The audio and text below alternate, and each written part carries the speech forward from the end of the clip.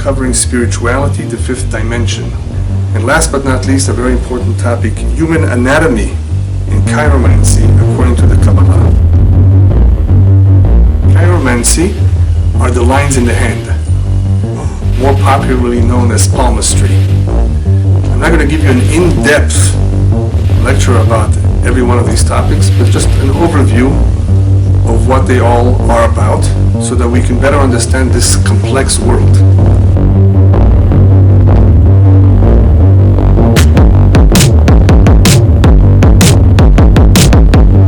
What is spirituality? It is a term that you're probably familiar with, but maybe did not think too much into it.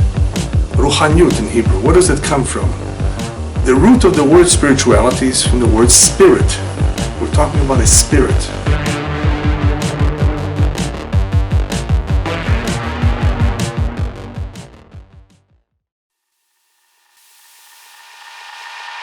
Most of us are familiar with three dimensions.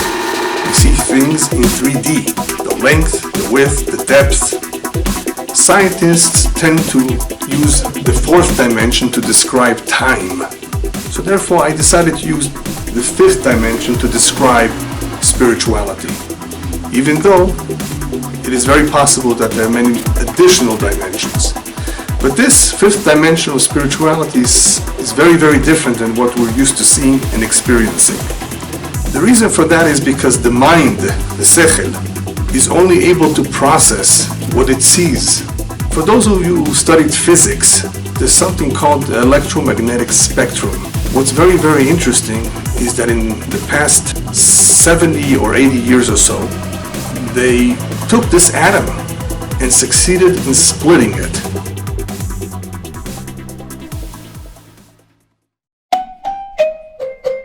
And what came about of the splitting of the atom? A tremendous amount of energy, tremendous explosion, the atomic bomb. And it was, even though we can't see it, somehow mankind has been able to split something which is basically so small that you can barely see it. And they realize that with this power, they can destroy the world. For those of you who studied a little bit Kabbalah, you may be familiar with the term tzimtzum. When God revealed himself in this world, in his creation, he did everything with tzimtzum, or through tzimtzum. Tzimtzum means contraction, constriction. That tremendous light that the Kabbalah explains emanates from God, had to constrict itself to create a physical world that has limits. This light, which is limitless and sof, had to be mitztamtzem. It had to constrict itself. In the same way that God's revelation and creation in the physical world is in its tzimtzum, so is the da'at, so is the human mind, the knowledge that we have, that he imparted on us, mitzumtzam. It's limited, very simple. Everything in the physical world is therefore limited. It's not that we are able to know everything there is. However much God wants us to know, that is how much we will know. A lot of people say that this does not make sense.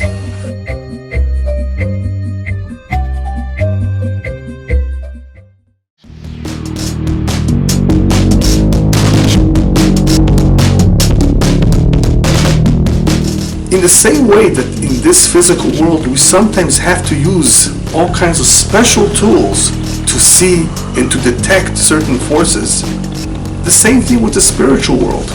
It needs to happen in a filtered way. It's not possible for us to see it directly, but we can experience it. People have had spiritual experiences that they cannot explain in any physical way. That filter is called the neshama, the soul. The soul is able to experience spirituality. It is through this soul that we are told that is in the body from the moment of birth that we're able to experience something completely different than that which we're used to with the physical body. For those who've learned a little bit of psychology, in psychology, there's something called cognitive or cognition, a certain awareness. But it's not just awareness, it's a way that we use our mind to evaluate or measure comprehension, knowledge, memory, judgment, reasoning. but cognition does not account for emotions. Where does happiness, sadness, love, where do they come from?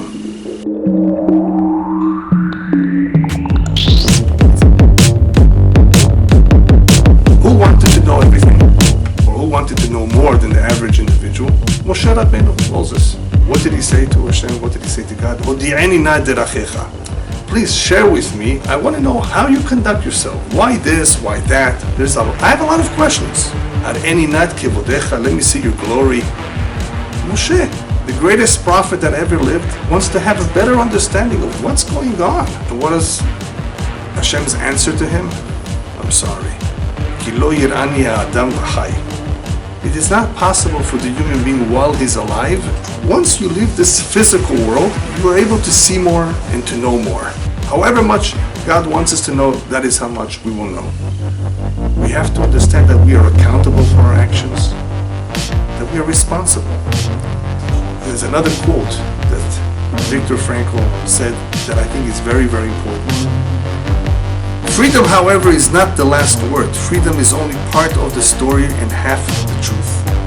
Freedom is but the negative aspect of the whole phenomenon, whose positive aspect is responsibilities. In fact, freedom is in danger of degenerating into mere arbitrariness unless it is lived in terms of responsibilities. It will not happen if people do not realize that there is meaning and purpose in life. Same thing with marriage. There's a lot of irresponsibility in many relationships. But look, Hashem lends us this physical body, gives us a soul, gives us a chance at life. He says, I wish you well. Do your best. But remember, you have a neshama, you have a soul. Life today is very fast-paced. People don't have the time to stop and think, well, wait a minute, what is life all about? Is there really meaning and purpose? You have a lot of people who are very knowledgeable in Torah and still don't stop to think about what is a real priority in life and what is not important. To many people, money has become a god. The key to succeeding in life is that awareness that there's a fifth dimension called spirituality. So much can be accomplished. The human being has been able to take an atom and split it and derive so much power with which he can destroy the world. Can you imagine then? He has the same power, if not more, to make this world a more beautiful place if he becomes a responsible human being.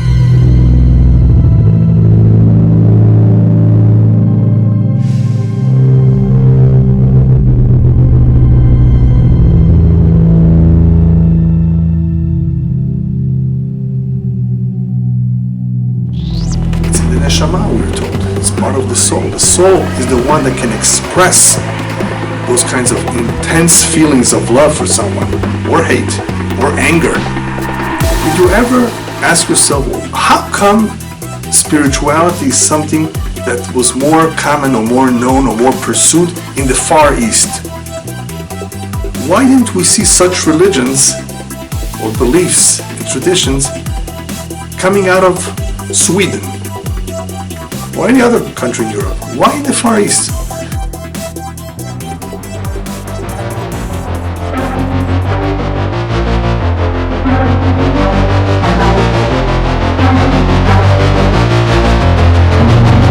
Tradition says very clearly, it was Abraham Avinu.